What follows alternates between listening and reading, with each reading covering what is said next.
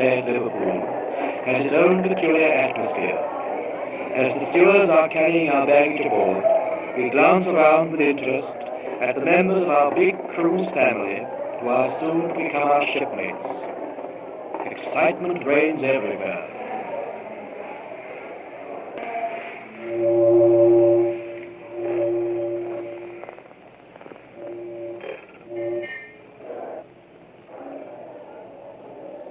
At last we move.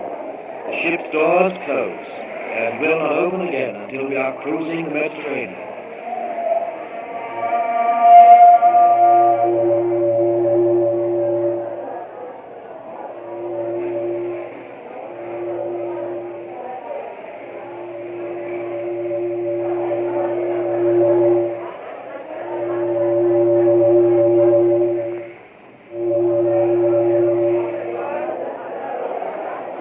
The famous Royal Liver building, Liverpool, fades away into the distance, and we steam down the Mersey to the open sea.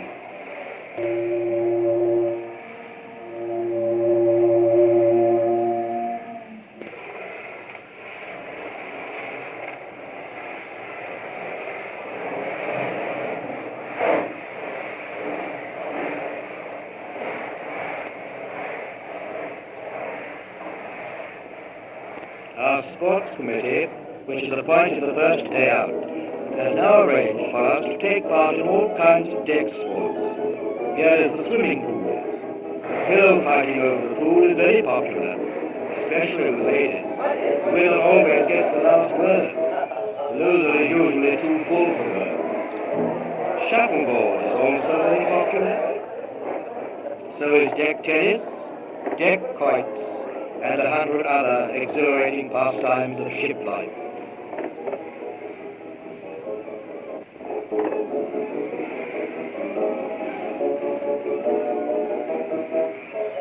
So, for 3.5 days, we are cruising leisurely down into the warm sunshine, a happy family party. Interesting companionships develop, some shipmates become soulmates, and by the time we sight land, our cruise ship becomes friendship.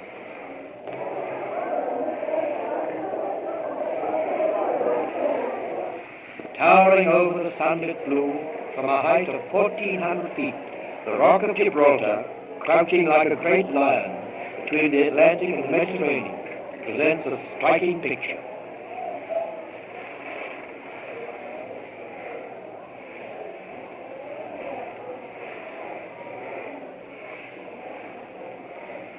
Garrison town and naval base, it represents the smallest part of the British Empire, and yet one of the most prized. We drop anchor and are eager to get ashore. In the main street, a strange mixture of nationalities combine to present a cosmopolitan atmosphere. Primitive transport, such as donkey wagons, jostle with the modern motor car.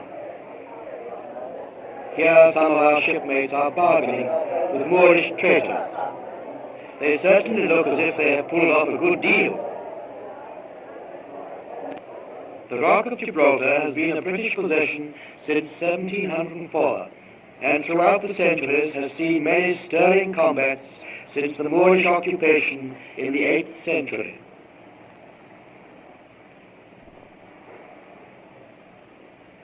The northern face of the rock is honeycombed out in a series of galleries, and these old cannon remain to remind us of the many sieges Gibraltar has known.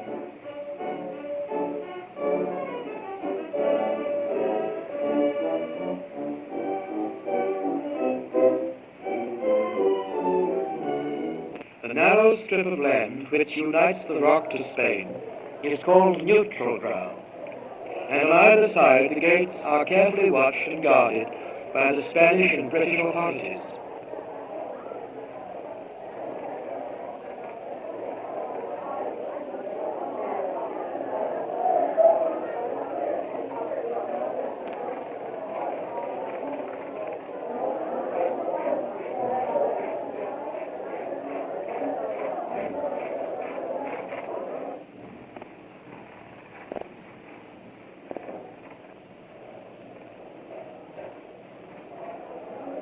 We were told there were some monkeys on the rock of Gibraltar, but this was the only one we could find, and he got up to some of his tricks for our special benefit.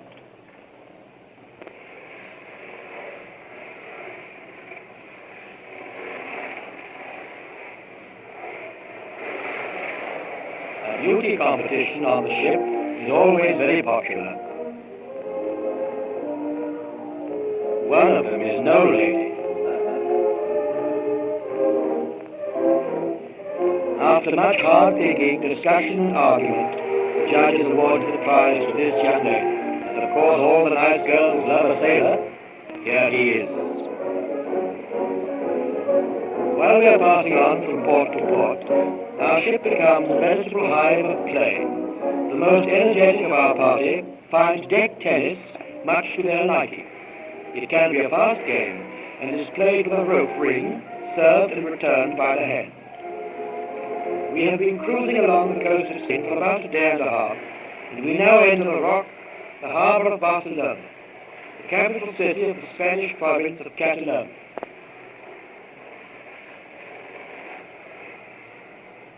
Here is a bird's-eye impression of the city, obtained from the overhead railway, which runs between the harbour and the exhibition grounds.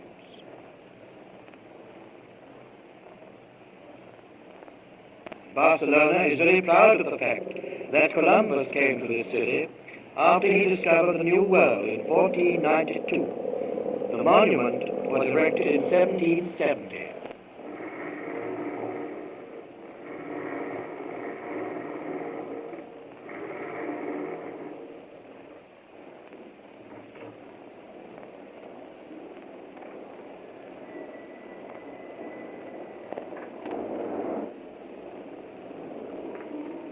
The Rambla stretches right up from the Columbus statue to the heart of Barcelona, a broad avenue of plane trees and lined by bird sellers and flower sellers.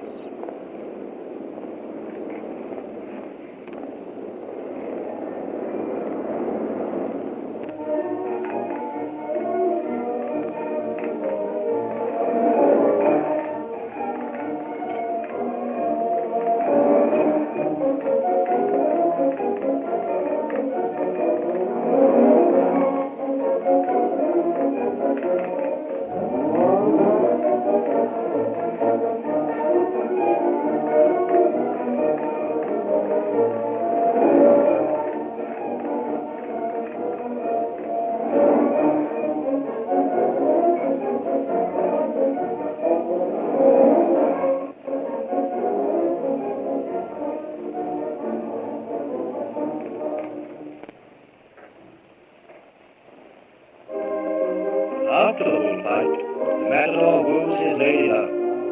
His courting, you will notice, takes place under difficulties. Maybe he'll find the wedding ring more dangerous than the bull ring.